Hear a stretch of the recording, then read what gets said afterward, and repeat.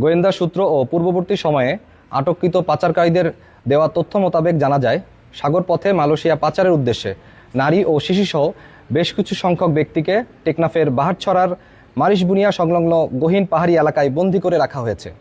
প্রাপ্ত তথ্যের ভিত্তিতে গত 7 ডিসেম্বর 2025 তারিখ রবিবার সন্ধ্যা 6টা হতে রাত 10টা পর্যন্ত কোস্টগার্ড স্টেশন টেকনাফ ও আউটপোস্ট বাহারছড়া কর্তৃক উক্ত এলাকায় একটি বিশেষ অভিযান পরিচালনা করা হয়। অভিযান চলাকালে আভিযানিক দল উক্ত এলাকায় পাচারকারীদের গোপন আস্তানা হতে পাচারের উদ্দেশ্যে বন্দী থাকা নারী ও শিশুসহ 7 জন ভুক্তভোগীকে উদ্ধার করে।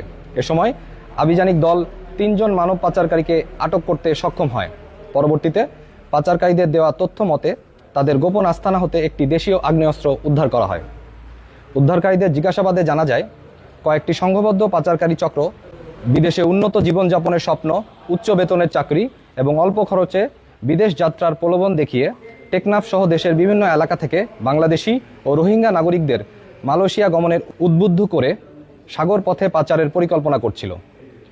এছাড়াও দেশের বিভিন্ন স্থান হতে পাচারের উদ্দেশ্যে নিয়ে আসা ভুক্তভোগীদের ভয়ভীতি প্রদর্শন এবং তাদের আটকে রেখে নির্যাতনের মাধ্যমে মুক্তিপণ আদায় করার চেষ্টা করছিল। উদ্ধারকৃত ব্যক্তি, জব্দকৃত আগ্নেয়াস্ত্র ও আটককৃত অপহরণকারীদের পরবর্তী আইনানুগ ব্যবস্থা গ্রহণের কার্যক্রম প্রক্রিয়াধীন রয়েছে। মানব পাচার রোধে বাংলাদেশ কোস্টগার্ড ভবিষ্যতেও এ ধরনের অভিযান অব্যাহত রাখবে।